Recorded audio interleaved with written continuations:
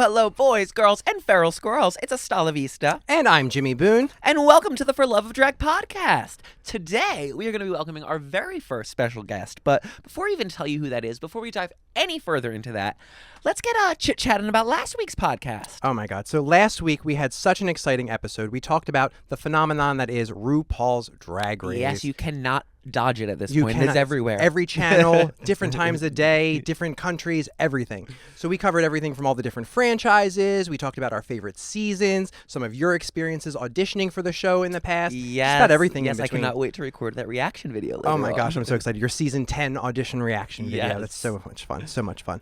But today, I think we are very excited because when we planned this podcast, we wanted to kind of switch up the formats of each episode a little bit, keep it fresh for the people listening and watching at home. But today we're very excited because we are going to be welcoming our very first in-studio special guest. Yes. So there is a lot that goes on behind the scenes at Drag Queen Entertainment, all right? It is more than costuming and hair and making performances. There are contracts that have to be signed. There are agreements that have to be made. And today we are going to be welcoming DQE's event manager, Miss Sarah, everybody. We are so excited to be chatting more with her and getting to know everything that she does on a daily basis, all of the interactions that she makes with all of our clients, and even some of the strange requests we've gotten over the years. Strange. Maybe even like dive into, I hate to say it, but like the hateful things we've got. And there's been you get a lot of crazy emails when you are a drag company. I will tell you that. People use it as an open forum to speak their mind is the best way to put it. Let's dive into some of that fun stuff, some of what she does behind the scenes. And I guess we'll do that when we get back. Yeah, we're going to take a short break. And when we get back, we will be joined by the fabulous Miss Sarah.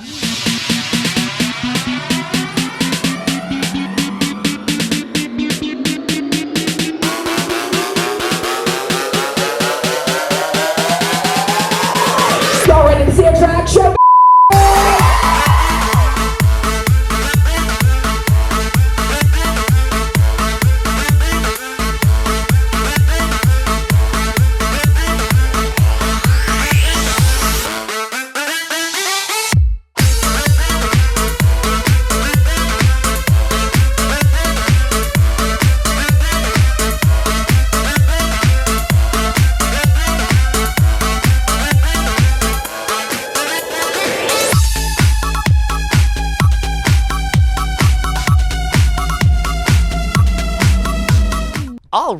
All right, everybody. Welcome back to the For Love of Drag pod. We have our very special guest, DQE's event manager, Sarah, here. Hi, Sarah. Hello. How are you doing today? I'm good. How are you? Very, very good. Very excited to have you on the pod today for our third episode. You are our first special guest. Obviously, you have been in the drag scene for quite some time now. So before we even talk about what you do at Drag Queen Entertainment, which is a lot, let's talk about how you entered the drag scene, all right? Okay. So how did you get involved with the LGBTQ plus community? Okay, so I was working at a summer camp. Okay. And one of the counselors was Onyx on Dix. And From Philadelphia. They were on Dragula season 5, right? Right around there. something like that. Yes. This was like, I don't know, it was like 2017, I think. So this is like just when they were starting drag. Yes. This Okay. was, so they were in, can I say Drag Wars? Yeah. Okay. So they were in Drag Wars and they were doing this competition. It was like kind of drag race-esque, and they were doing these competitions where they were making costumes, and I was running the arts and crafts program, and I asked if she needed any help, and she taught me how to rhinestone. So I rhinestoned a pasty for an Amanda Lepore look. Okay. And when the kids would ask me what it was, I told them it looked like a tiny little yarmulke. So like, I didn't lie. I refused to lie. So I just said, and it did. And that's when I finished, she said, well, you know, you can get paid to do that. And I was like, really? So I just started rhinestoning absolutely everything that was stationary. Oh, slay. So that's really how it got started. Uh-huh. Okay. So just one little rhinestoning project. Before you knew it, you are rhinestoning. I know you're Chicago AIDS funds. What are they called? The bibs for that. Yep. So it just kind of turned into like an addiction. You just started rhinestoning anything you can get your hands on. Yes, I put on an audiobook. And I tune out the entire world, and I just rhinestone for hours and hours and hours, and that is how I de-stress. I love to see it. So what was your first drag show then? What was your first experience at a drag show? Did you get to see Onyx in that performance? I did. So my very first drag show was actually with my dad in San Francisco. Okay. But the first one in Philly was at Drag Wars, and I saw that costume. And then the second one was the finale, and I helped make this flower look. And I sewed this thing, hand sewed it, I rhinestoned it, and I buckled it into my car seat and had nightmares that it fell apart. Oh my goodness. It was. It is true though, when you put a lot of work into costume and things, you dream about it. You do. You have nightmares. You have dreams about things when you put your love and everything into it. It's crazy. I would message her. I'd be like, make sure that you hook it on this way. And make sure I was like, it was. She walked down the runway, and I'm like, okay. It's okay. And then from there, I mean, you kept continuing to slay costumes. Before you knew it, you ended up at one of our drag shows. I believe it was a drag brunch at Tortilla Press Cantina in Merchantville, New Jersey. Was. It was you and the kids, I believe. And Onyx. And Onyx was there at the first one? Oh, my goodness. How old were the kids then? They must have been like 6 and 9? Something like They were that. They were young. They were very, very young. Yeah. And that was before you were working with us. You were just coming to the shows, living for drag. Every single month. And then Every single month. I believe from there, it just slowly started turning into, okay, Sarah is more than just a drag fan. Like, she knows what she's doing behind the scenes. We started having you rhinestone some things for us, costumes, and then before you know it, And I make was yourself a chair over major. there. I did theater beforehand, so Very- I was sort of like had my foot in the door. I mean, you have a degree, don't you? I do. My undergrad is in theater. Oh, slay. Okay, so like you're pretty much looking to put this to use, and drag is like the best way to do it. It combines everything theatrical all in one. Yeah. Yeah. So let me ask you a question. Obviously, now you're working with us full time at Drag Queen Entertainment. What would you say a typical day in the life of a DQE employee or a DQE event manager would be? I don't know if there is a typical day. That is the correct answer, okay? I will say I get to work right next to Sarah all the time, and no 2 days are the same, okay? Especially in this industry, no 2 days are the same. You do not know what email you're going to be getting. You have no idea what you're going to be walking into. So tell us an unstereotypical day then. So I check my emails. I check on the contracts and all of the payments, seeing where everyone is. I talk on the phone a lot. Sometimes I feel like a therapist in a good way. I hear a lot about people's lives, and I do enjoy it. I was a teacher beforehand, so I like to talk to people. I think it's so fascinating how drag allows people to just open up so much, because I do hear some people pour their heart out on the phone just talking to you for the very first time. Yeah. So it's crazy what that bridge of like just knowing that you both love drag, which is this like taboo thing, people are willing to spill their whole life to you. So I love that fact. You're not kidding. It's like you're a therapist / drag queen entertainment event manager. I love it, especially when people are planning their events. I hear a lot about like, this is my wedding, this is how we got here, this is my party, and I get a lot of backstory, which I love. I love reading autobiographies. Yeah, I mean, you're essentially the first person they're talking to when they are trying to book a drag queen for their event. You are pretty much guiding the process, figuring out what they want at their party, what kind of drag queen, which kind of style they're looking for. So could you tell us like what a typical event booking process looks like at Drag Queen Entertainment? I'm saying from when you get that email first to the call to everything in between. So I send an email back. They make an appointment. Then I call them, Zoom call. It depends. Usually when I Zoom people, I sometimes get a little bit, I think they expect to be speaking to a drag queen. You have said that. You said they get disappointed almost. Yeah, see, okay. Which, I get it. If I thought I was talking to a drag queen and I came on, I might be disappointed Like, too. wow, that drag queen just looks so natural. So feminine. And then I ask them questions about their events. And then I get their stories, and then I book it. I mean, there's so many different options. I know you have to do bingo, quizzo, performance, this, And that. it also depends. Are we talking to like a private client? Are we talking to a school? Are we talking to like a fundraiser? Each group comes with a set of questions that I ask, and it's It's very different. Between, let's say, private parties, colleges, venues, what would you say your favorite type of client to talk to is? What do you like working with the most? I love the colleges. I totally agree. So I used to work in college admissions, so I did a lot. I ran the tour guide program at a school that unfortunately no longer exists. Yeah, it was a women's college, and they're having a lot of trouble. Okay, fair. Times are tough. Times are tough.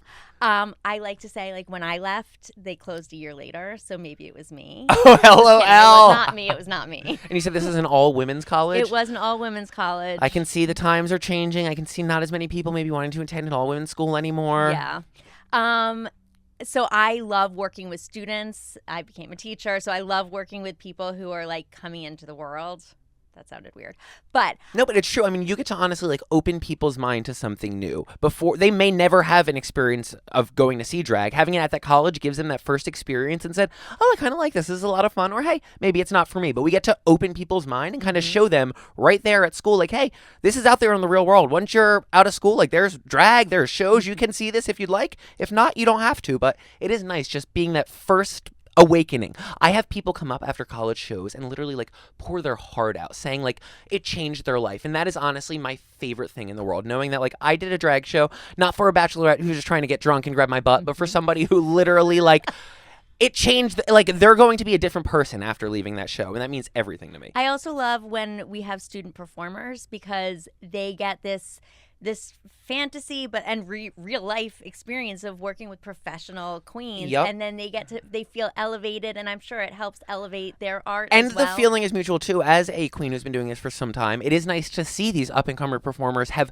so much passion, the nerves, like they're a little, it's so just like refreshing. Like, oh, they have that love of this art so deep and ingrained in them. It's just re-inspiring to know like, all right, it is still continuing. There is still these amazing drag performers up and coming that want not to just be famous, but to slay the stage and entertain audiences. I also think it's a nice time in your life. Like as a college student, I had that freedom of being able to sort of explore who I was, and having these students be able to explore the art of drag or like all of these things that they're planning. I just think it's so much fun. They're also learning the planning process. So I work with That's true. some college staff, but also a lot of students. And so being able to give them the grace of understanding, like, this is how we work, being like the patience. I just really like. Yeah, I mean, the having entertainment industry is one, most people don't know how it works behind the scenes. And like you said, you're actually dealing with the students. So you're almost teaching them like event planning skills in the process while booking a drag show. Like there's a lot that goes into it. There really is. So that actually brings me to my next question. All right. So obviously you have been doing some work before the drag scene with the Chicago AIDS Fund. All right. Now, can you tell us a little bit about how you got started with the Chicago AIDS Fund, how the marathon training started? Just give us a little insight there. Sure. So I started running. My friend Mandy, she would come to my neighborhood. She didn't live near the preschool that my kids went to, that our kids went to. And so she would come and she would make me run. And I'm not a runner. And this is the Mandy we know, right? This We is know the Mandy. Mandy you Okay. know, yes. Realtor Mandy. Realtor Mandy, yes. She was the one who made me start. I was literally a track and field dropout. I did one race. I did hurdles. I am not tall. And I was not good. And I did one race. I quit. And I'm not usually a quitter, but that tells you how much I don't like running. But then Mandy worked her magic, and I started running. And then I did a half marathon. And then two of my friends applied for the Chicago Marathon. One of them was coming from England. And they both got in and I didn't. And so I was like, well, I'm not going to go and cheer them on and not run it also. So I looked for a charity and I found the Team to End AIDS, and they became my Chicago family. Oh my God, that's And amazing. it is such an amazing group of people. They do an amazing fundraising. They support the community through housing and initiatives. And it's just, I still talk to these people. I'm not running this year. Sorry. You're running drag races right now, okay? Yes, Pride Month feels like a marathon. Yes, It really, yes. really actually does. Yes, So it this does. is my marathon this year. But I still communicate with them every single day. Like, I still support them. The way you speak about Chicago, it's obvious you love Chicago. Yes, and I my will tell brother you lives that. there, I know your too. brother lives there. Sarah actually just got us booked at a college in Chicago. I got to go for the first time, and that is a fun city. I know! 24 hours, not enough time. No. Okay, there is a lot more to experience there. Also, the drag in Chicago is fabulous. Chicago's got it going on. So they actually have the pre-race dinner at Rocco's. Roscoe's. Roscoe's. Roscoe's. Not Rocco's. Real? Oh, Roscoe's. that's a sleigh. Yes. So I actually was there before I realized that it was a big drag scene. You got no You've been to idea. Roscoe's and I haven't. Okay, I've been I'm to a little Roscoe's, jealous. except I've only been there for the Team to End AIDS dinner. Okay, fair. Still, hey, you were Which there. is really fun. That is a big drag venue out there. Yes. Oh, that's fascinating. And then obviously now you said you're not running this year, No. but the team is still around. Chicago AIDS Fund, right? They Yep. every year, if anybody wanted to join, if you're looking to run, what is it? 13 miles? Is that a marathon? 26.2. 20. If you're looking to run 26.2 miles, check Although out. you could do a half marathon with them. You can do a half if you'd like, which 13, I guess that's a little bit better. But check out the Chicago AIDS Fund. T2 is the team, right? The Team to End AIDS. Team to End AIDS.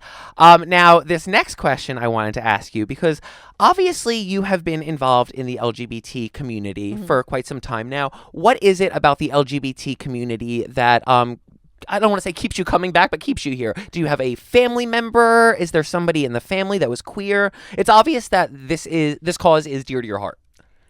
That's a really good question. I think a lot of it too, at least I notice with you, is you are looking to make the world a better place. And I think you also want to make sure that it's for the kids that are left behind, that it's a better place. So does that have anything to do with it? You have kids. You have to worry about the future, what they're going to be raised in. Well, I feel like that's a good question. When you have kids, you don't know what you're getting into. I mean, that's on all levels. I can imagine. But I think it's important to show cultures that I am not particularly a part of, because you just don't know where your family is going to land. You don't know who in your world may end up coming out. And I just think it's really important to keep people's minds open. I also think that as a kid, I always felt a little bit on the outside, and realizing what the community goes through with not always feeling accepted, sort of, I felt like a kinship a little bit. Okay. Like I was one who was like sort of on the outside of circles. So I felt like not fully accepted. You got what it felt like to be like the outlier of a friend group. Right. And I mean, I was the only Jewish kid in my area, and I was the one who, like, everyone else celebrated Christmas, and I was like, we got some candles. I got this fierce menorah, honey. Okay. Right. And so, like, it was there were some like weird questions, like uncomfortable questions people would ask me, and I was like, well, you know, like, I guess I felt like a little bit of a pull to like make sure everyone felt comfortable and like accepted. No, and it's much appreciated. I will say too, you were bringing kids to drag shows, posting photos of the kids at drag shows, and you really didn't care if anybody had anything to say about it. I also think it's almost like a bridge, because I think I fall into this box of people, like I'm very regular. Like I am a 44-year-old mother of two. Like I was a soccer mom. Now I'm a wrestling mom, a fencing mom. So like when you look at me, I mean, besides the purple hair, but that's kind of new. But like I fall into this area where it's like she's taking them to drag shows maybe, and so like I feel like an ambassador where I'm like, come on over. So like I bring at Tortilla Press, that was the starter show. I would be like, you come here first, then we'll see if we can graduate to the Landmark. Can you stay out until 11 p.m.? It's hard sometimes, but like it's a way to bring people in and show that like it's not scary, it's not different, and it's just introducing people to a culture that you might not be. Like, if you don't have a queer family member, you might not meet a queer person. Right. I mean, some people don't leave their house, but Right. They're definitely out there. We're here. But Right. yes, I know, like, some people, like, if they don't have a queer person in their family, they might not meet a queer person. So, yeah, Right. like, having that exposure and actually getting to meet somebody real life and be like, oh, they're the same as me. They just do what they do. Like, literally.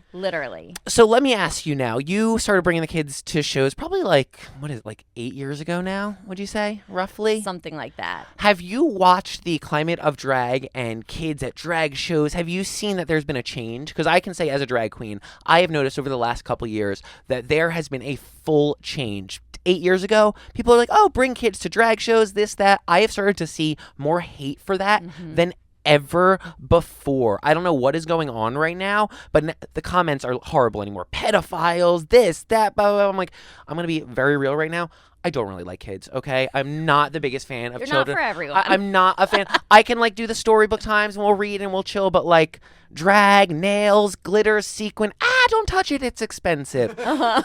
That's So fair. I don't know where this like vernacular has came from that like drag queens are just like dying to be around children. I'm friends with a lot of drag queens, and most of them really don't want to be around children either. I will be very honest with That's you. fair. So I don't know where this has happened, but like you said, you're on the other side of things. You have a lot of moms on your friends list, dads. Can you tell us what is it like on the other side? Is there all of this hate that I'm seeing on this comments? Is this real? I think I surround myself with people who tend to not be like that. Okay. You've weaned out your friends list a little bit. I have. We love to see it. I mean, there's some people who are like, well, I'm not sure I get it. I'm not sure, like, what about, like, the gender stuff? And I'm like, I don't know. I mean, those conversations, they always, like, blow my mind. Like, I just don't get it. Like, I don't know. I'm like, I am a man dressing as a woman, and then I'm performing, and I'm doing my makeup, and I'm doing my hair. I'm wearing hip pads. I've got wigs on. And there's something taboo about that and weird. But then we've got these men on fields getting paid millions of dollars a year in their wigs, a.k.a. their helmets, in their pads, a.k.a. their shoulder pads. And guys are just watching them run around, chase a ball. And, like, that's totally okay. You know what I mean? I'm like, both things, if you want to say, are a little weird. Like, so I actually compare it. No, that is true. But I compare it to a Disney princess. When I go to Disney World, which I haven't in a very long time, but when I go, I see a princess. That's not a real princess. Right? They are dressed up as something that they are very much not. They've got like the blonde wig. Yeah. And I don't see character. a difference. I honestly don't see a difference. I fully agree with you. It's one of those things, too, where there is drag that is definitely meant for nightclubs and nightclubs only. Sure. But then there's also lots of drag. Like, you need to remember, drag queens are people. We understand our audience. We know if it's an all-ages show versus a kid's show. None of us are just going out there and popping our pussy at storybook time, okay? I also think that kids either know the jokes, and if they know the jokes, they already know the jokes. And if they don't know the jokes, it goes right over their heads. Very that. And some of these kids, too, they've been on the internet for a while. They're smarter than I am. I just got educated on a flag that I didn't know about the other day, okay? She's like, that's the asexual lesbian flag. I'm like, is it now? Okay, well, but seriously, so, I think people have just, painted this picture that drag queens are these, monsters trying to be surrounded by kids. And it's that is not the case at all. No. Well, we do storybook times. We love to do that to open kids' minds and eyes, but, after that, when we are done, we're doing our own thing again. 100%. I never once have ever hesitated to bring my kid. It's just a new culture to introduce your kids to. I think it's amazing. It's fun. It's happy. It's joyful. There's literally nothing more that I would rather do than go to a drag queen story time than go to regular story time. And it is fun, too, with drag being so different. Each drag queen, a campy queen versus an edgier queen or a live singing queen. It's you almost get to pick your adventure. Yep. I always compare drag is like the word sport, where there's a bunch of different sports. You have basketball, campy queens. You have baseball, singing queens. You have golf, the pageant queens. I don't know, whatever it is. So each sport is its own different type of drag, and not everybody likes every kind of sport. You might not like every kind of drag, but I feel just giving each one a little try and seeing what you like is the best way to realize drag isn't just one thing. It's a little bit of everything. 100%. So with that being said, Sarah, this next question, this one was a fun one. This one, Jimmy, do you want to take over? Question number 5 for me. So, Sarah, you've been working with Drag Queen Entertainment full-time for a few years now. What would you say has been your favorite part about planning events for Drag Queen Entertainment? I think, my favorite, I love talking to people. I really love talking to people. I probably spend a little too much. Making the personal connection, I think, is so nice because people really appreciate the attention to detail. They appreciate, I try to make them feel like they're the only client. Yeah.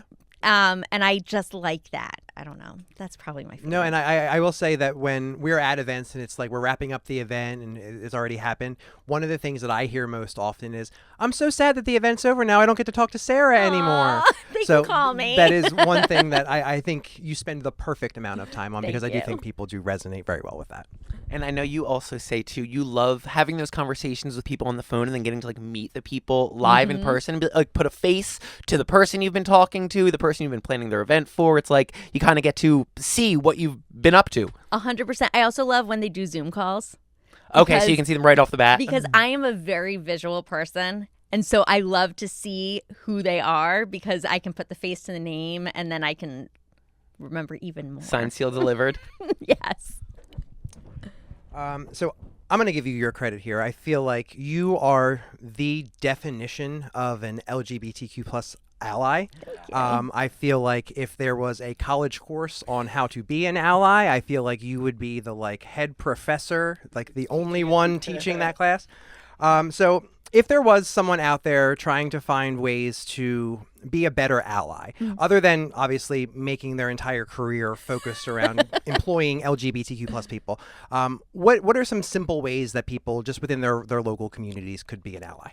I think for me, reading has actually, and like learning stories about people, has really putting yourself into somebody else's perspective. So that's one way to like learn and to feel somebody else's experience. And then just getting out there, going to Pride events, go to a local drag show.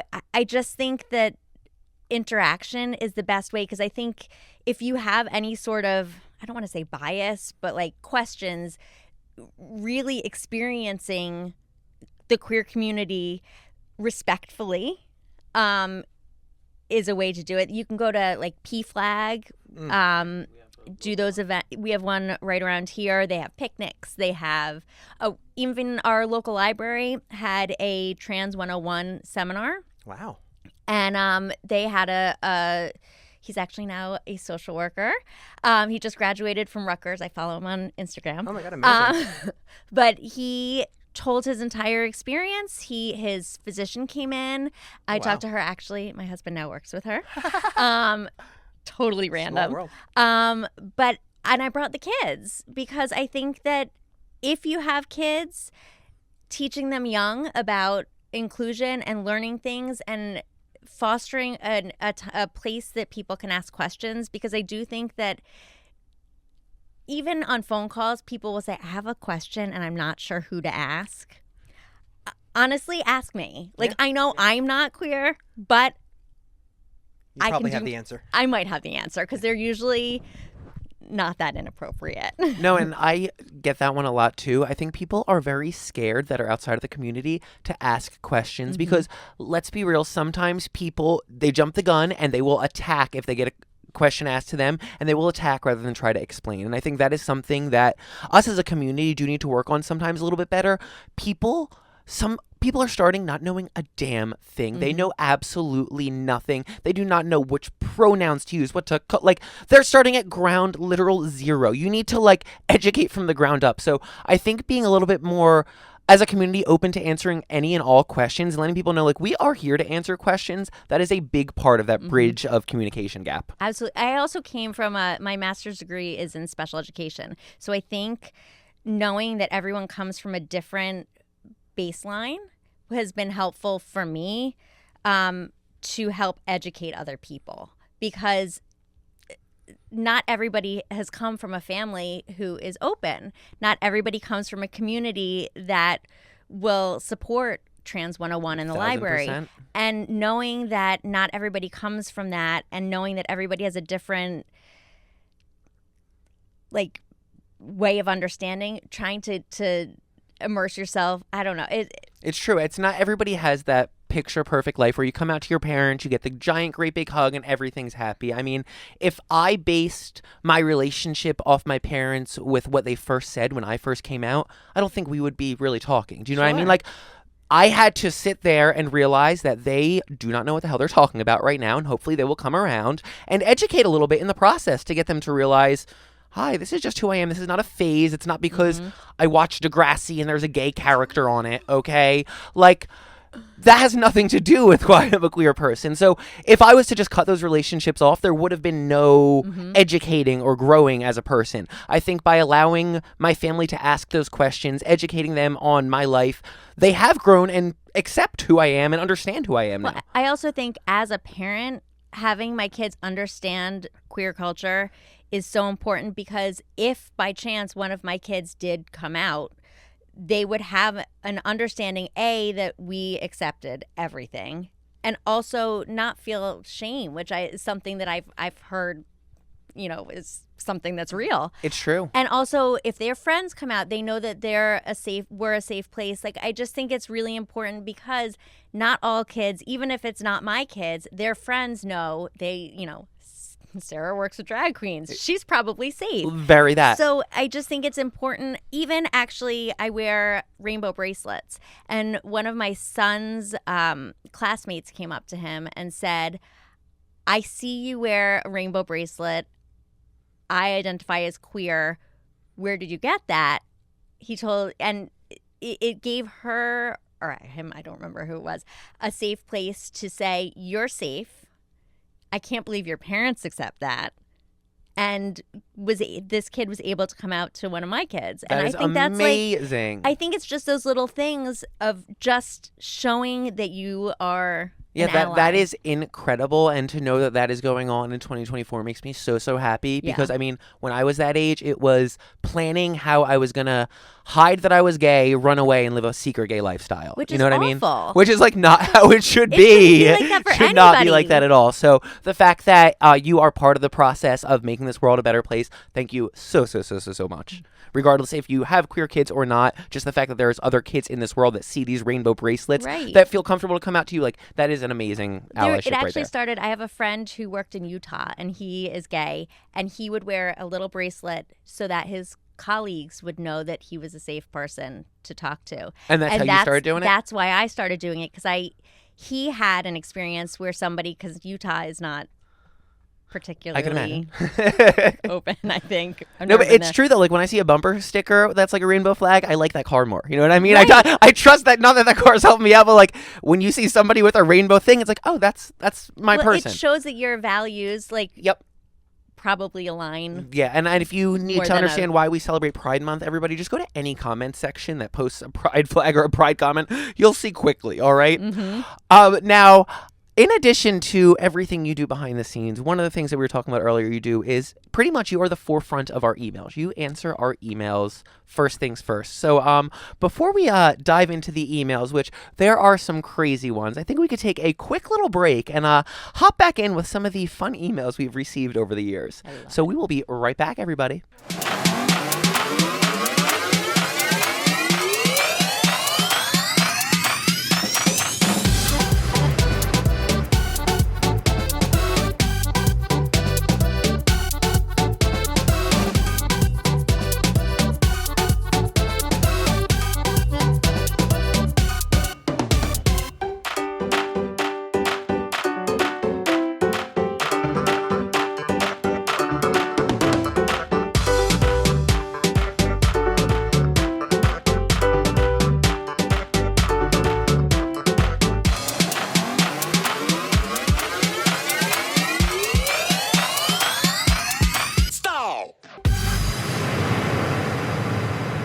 Welcome back to For Love of Drag podcast. I am here with our fabulous Drag Queen Entertainment event manager, Sarah. Sarah, we were talking briefly beforehand, before we took our break, about some of the emails that you receive from some of our potential clients or people that aren't even ever going to be clients in the first place. You get some things that are nice, you get some things that are a little cuckoo, and some things that are pretty much death threats, I guess is the best way to put it. Literally, yes. Let me ask Sarah, about how many emails do you get a day, would you say, on average? Oh gosh, 5 to 10, unless it's Pride, and it's 5 to 10,000 a minute. So the majority of those emails, we will say, are serious business inquiries, people Yes. looking to hire Drag Queen Entertainment for whatever it may be. But like I said, some of them are compliments, some of them are just flat out insults. So everything in between. Why don't we start off being nice and positive? Why don't you Absolutely. read maybe an example of one of the nice emails that we get from This people? was a very heartwarming way to start my day. It says, "Hello, I was at your show on Friday, and I remember you saying that you get a lot of hate mail about what you're doing. I wanted to say that this is my first drag show. The way it was organized made me feel so comfortable. I was super nervous at first going, and I didn't tell many people I was going to my first one, but every part of it was wonderful.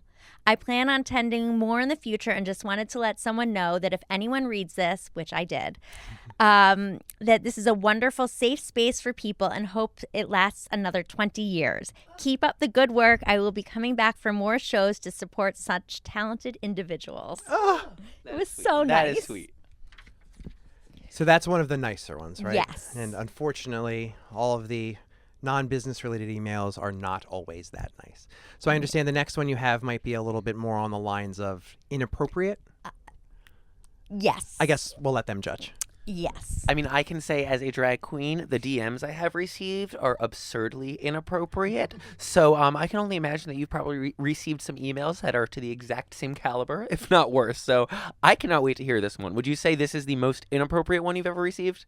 Yes. Okay. All right. Let's hear it. Okay. "I will pay $500 per person to have 5 drag queens ass rape my friend. I'm going to leave the name out.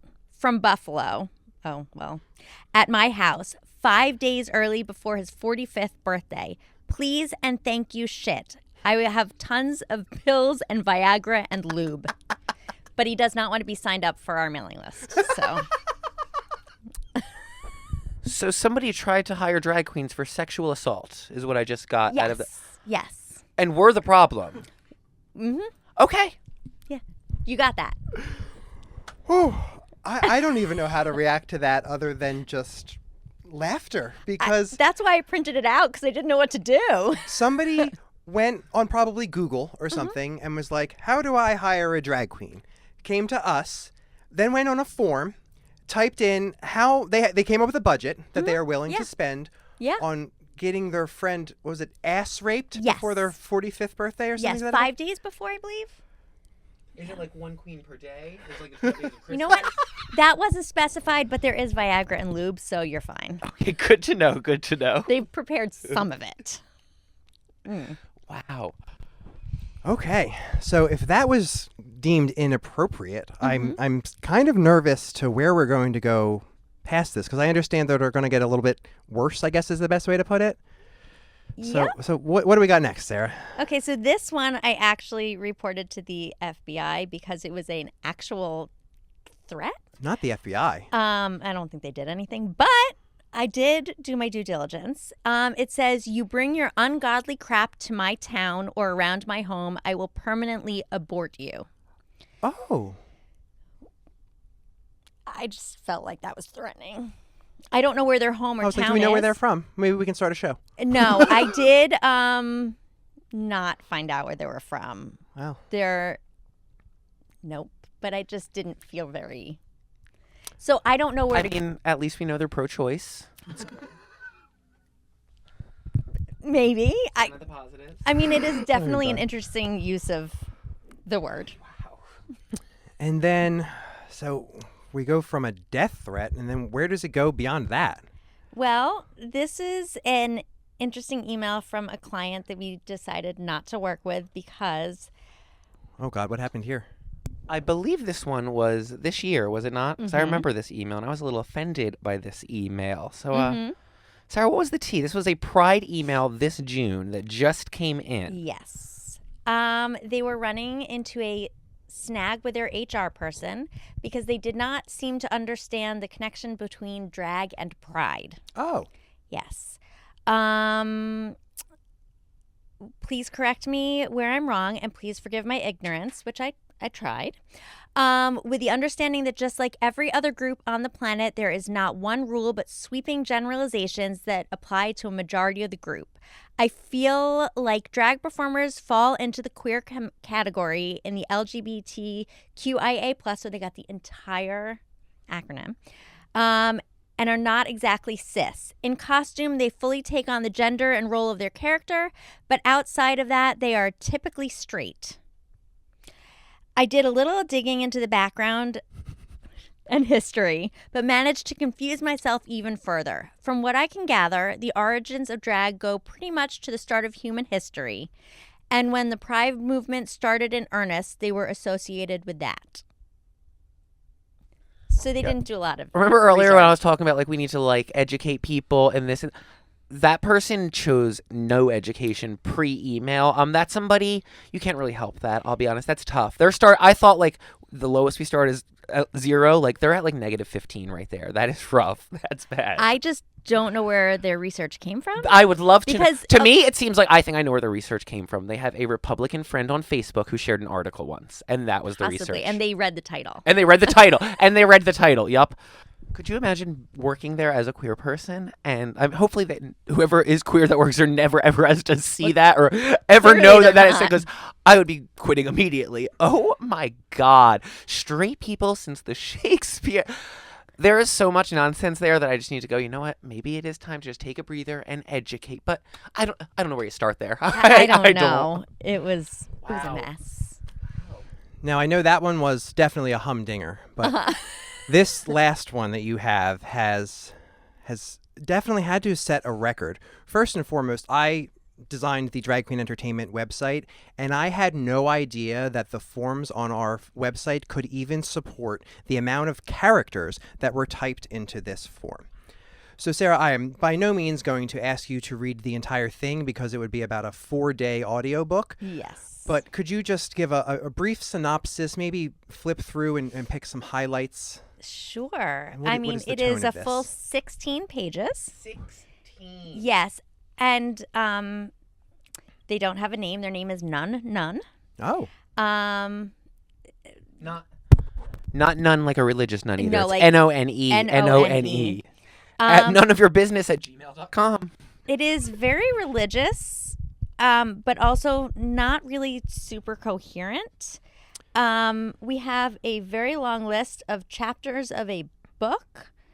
For example, for as many are led by the Spirit of God, they are sons of God. I'm not really sure what this has to do with it. We're talking about Paul, our Lord, apostles. Yeah, I it's a very, very religious, but I don't think it's... Oh, we got another list. Oh, and there's things like the word borroweth and knoweth. Yeah. So you said 16 pages? 16 full pages. Here. Single... One for every single season of RuPaul's Drag Race they were trying to send us. I am impressed, This though. is I single mean, spaced. That takes time. That takes effort. It looks like it's in an organized fashion. I will say this is the only email that I did not read from start to finish. That is They even tell nuts. you which Bible they're quoting. That's helpful. Like which Okay. version. So like Okay. if you would like to research this and sort of fact check, They're sticking to their guns. they are. Oh, wow. They It's- probably also are all for guns as well, I'm sure. They seem like those kinds of people. Yes. Wow, that is nuts. Okay, so 16 pages, and I'm assuming we did not respond to that one. No, I didn't even read the whole thing. I can only respond to what I read to, and that is not one of them. That is next level. And to be fair, there's also not very good punctuation. This man does, or person, this person They would be offended. does they? Well, they say none, so I don't know. But there is a phone number. 574-784-2022. If it makes it into the pod, it makes it into the pod. But they don't capitalize their I for I. Like, I don't know. Your teacher brain. My teacher. I would like to correct this in many ways. All right, so we got to see a few of the ugly emails, a few of the mean emails, a few of the nice emails. But is there anything else that has stuck out in your mind over your last few years of Drag Queen Entertainment, whether it's emails, calls, a certain show? Is there anything that when you tell people you work for Drag Queen Entertainment, a story that goes behind it? I will say that my dad tells me that I am his most interesting kid, and that I'm the only person that he knows that actually enjoys going to work. Oh, we love to hear it. I mean, it is fun here. We have an office cat here. Everything here is pink. Like, it's pretty much like a Barbie dream house. It is. It is. I've had lots of jobs, but I will say it's the best one I've ever had. Yes! We love to hear it. Well, I guess that would be about it for today, Sarah. So where could they find you on social media if they want to keep up with all the drag you're doing behind the scenes? All right. I am on Instagram at Drag by Ms. Sarah. So check Sarah out at Drag by Miss Sarah. And then with that being said, you could follow us at fortheloveofdrag.pod on both Instagram and TikTok. Jimmy, do you have anything to say before we go? Next week, I think we have another very, very exciting episode to talk about. We should give a little shameless plug. I think so. So it's kind of your namesake, so to speak, I guess. So next week, we are going to be covering For the Love of Cats. Astala and I, between the two of us, have, I don't know, about a dozen cats. I don't even know anymore. We've lost track. We're going to do a brief introduction for most of our cats. We're going to talk about how they've been integrated into our drag and everything in between. You are going to watch me play with my pussy live on camera, everybody, okay? No, seriously, in addition to my cats, Sarah and Evan both know there is actually a cat who is outside who is literally about to pop. She is so pregnant. We just brought her inside. She has a cage inside, and I'd say within the next, 12 to 24 hours, she's going to be popping out kittens. So there will be brand new baby kittens on that podcast as well, all right? So like I said, give us a follow at fortheloveofdrag.pod on TikTok and Instagram. And I guess the only thing I have to say for now is hasta la vista until next time, Mother Tuckers. Bye-bye.